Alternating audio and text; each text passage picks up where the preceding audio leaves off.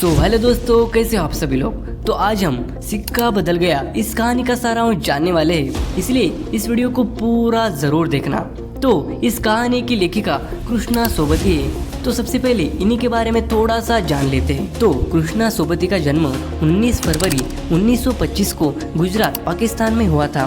भारत विभाजन से पहले कृष्णा जी पाकिस्तान वाले गुजरात के पंजाब में रहती थी। इनकी पाठशाला स्तरीय शिक्षा पाकिस्तान में हुई, उच्च शिक्षा दिल्ली, शिमला और लाहौर में हुई है। डार से बिछुड़ी, मित्रों मरजानी, सूरजमुखी, अंधेरे के उनके चर्चित उपन्यास है। बादलों के घेरे नाम से कहानी संग्रह प्रकाशित है, जिसमें शामिल सिक्का बदल गया इस कहानी ने उनकी पहचान बढ़ाई है। उनका लेखन स्त्री के परिवार एवं समाज में स्थान को दर्शाता है। कथानक में अच्छी बुरी प्रसंग को निडरता से, खुलेपन से अपने शब्दों में व्यक्त करती है, इसलिए बोल्डनेस उनकी पहचान बन गई है। अंततः अविरत लेखन करते हुए 25 जनवरी 2019 को उनका देहांत हो गया। सिक्का बदल गया देश विभाजन पर लिखी कृष्णा सोबती की मौलिक कहानी है। शाहानी एक हिंदू स्त्री है। उसके पति शाहजी जब जीवित थे तो उनका एक खास और बड़ा रुतबा था। दूर दूर गांव तक फैली जमीनें, गांव की जमींदारी, धन दौलत सब कुछ था। शेरा नामक अनाथ बच्चे को उसने अपना बच्चा माना था। शाहजी की जब मृत्यु हो गई तब शाहानी शेरा और हुसैना के साथ रहती थी। वह उन्हें अपना बेटा और बहू मानती थी। वक्त गुजरता गया और आज शाहानी को अपना गांव या कहीं हवेली छोड़कर जाने की स्थिति आई है। बाहर बवाल हो रहा था, मारने और मरने की बातें हो रही थी।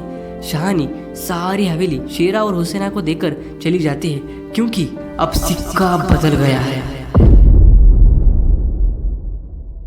तो सबसे पहले कहानी के पात्र कौन कौन है ये जान लो। शाहजी और शाहानी दोनों पति पत्नी हैं। शेरा उनका माना गया या फिर अनाथ बच्चा, या फिर शाहानी और शाहजी का बेटा है।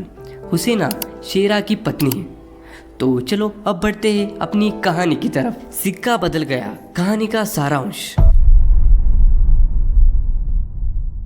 इस कहानी की मुख्य पात्र शाहानी है, जिसके पति शाहजी का देहांत हो गया है। शाहानी रोज पो फटने पर चनाब में नहाने जाया करती थी। एक दिन अचानक उसके मन में भय छाने लगा। जमीन वाला कुआं मीलों फैले उसकी खेत पर उसकी दृष्टि पड़ते है। मन अस्वस्थ होने के कारण हवेली जाने से पहले वह शेरा के घर जाते हैं। शेरा जो पहले शाहजी का सेवक था, उसकी माँ के मृत्यु के पश्चात शाहानी के यहाँ पलकर बड़ा हुआ था। उस समय शेरा शाहानी की ऊंची हवेली की अंधेरी कोठी में रखे सोने चांदी संदूकचिया उठाने की सोच में था। इसलिए स्नेह का पर्दा डालकर वह शाहानी से कुशल पूछता है। शाहानी उसके सम्मुख यह शंका रखती है कि पिछली रात कुल्लू वाला के यहाँ आए होंगे। यदि शाहजी जीवित होते तो ऐसा ना होता। तब शेरा के मन में यह विचार आता है कि आज शाहजी नहीं है तो अंततः कोई कुछ नहीं।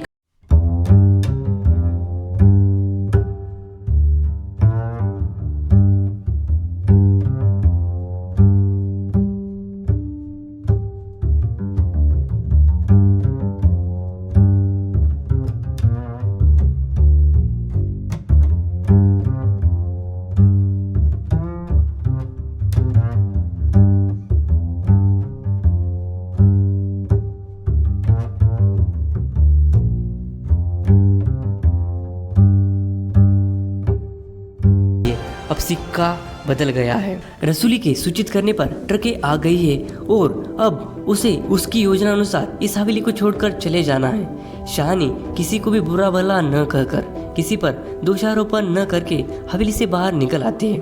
थानेदार दाऊद खान उसके पास आकर कहता है कि हवेली छोड़ने से पहले यदि वे अपने साथ कुछ लेना चाहते हैं तो ले सकते हैं, किंतु शाहानी अपने साथ अपनी संपत्ति में से सोना चांदी पैसा कुछ भी लेकर चलने से इनकार कर देती है। वहाँ के खड़े सारे लोग जब कभी उसके इशारे पर नाचते थे, जिन्हें कभी उसने अपने नातेदारों से कम नहीं समझा था, आज उनमें से कोई भी उसका अपना नहीं है। आज उन गाँव वालों की भीड़ में से वे बिल्कुल अकेले हैं, बिल्कुल अकेले।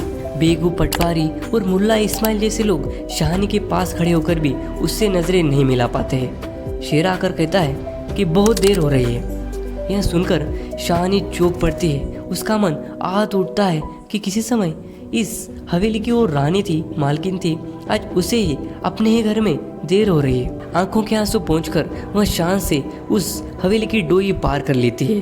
भीगी पलकों से हवेली की कुलवधू आज उसके अंतिम दर्शन कर प्रणाम करती है। शानी ट्रक की ओर चल देती है। उसका बड़ा सा भवन पीछे छूट जाता है। जाते समय शानी सबको आशीर्वाद भी देती है और कहती है कि ईश्वर उनका भला करे, उन्हें सलामत रखे। ट्रक में बैठने पर शेरा शानी के पांव छूते हुए कहता है कि वह कुछ भी नहीं कर सकता क्योंकि राज पलट गया है, सिक्का बदल गया है। शानी के लिए सिक्का नहीं बदलेगा क्योंकि वह उसे गांव में ही छोड़कर जा रही है। रात को कैंप में पहुंचकर भी उसके मन में यह प्रश्न उठता रहा कि सिक्का क्यों बदलेगा, वो तो उस सब कुछ छोड़कर आई है। प्रस्तुत कहानी में लेखिका ने शानी पर होने वाले अत्याचार पर प्रकाश डाला है।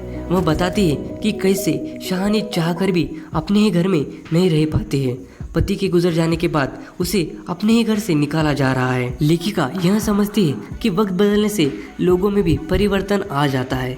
शानी की उम्र हो जाने पर भी उसे मारने की भी बात लोग करने लगते हैं ताकि उसकी सारी जमीन जायदाद हड़प ली जा सके और इसी प्रकार से यह कहानी खत्म हो जाती है। दोस्तों, अगर आपको ये वीडियो पसंद आया तो इस वीडियो को लाइक करना और अपने दोस्तों के साथ भी ज़रूर शेयर करना। अगर आपके मन में अगर कोई कहानी है या आप नेक्स्ट वीडियो किस टॉपिक पर चाहते हो, आप हमें नीचे कमेंट करके भी आप ज़रूर बता सकते हो। आपके कमेंट का हम हमेशा इंतज़ार करेंगे। तो मिलते हैं अगली वीडियो में। Thank you so much for watching this video.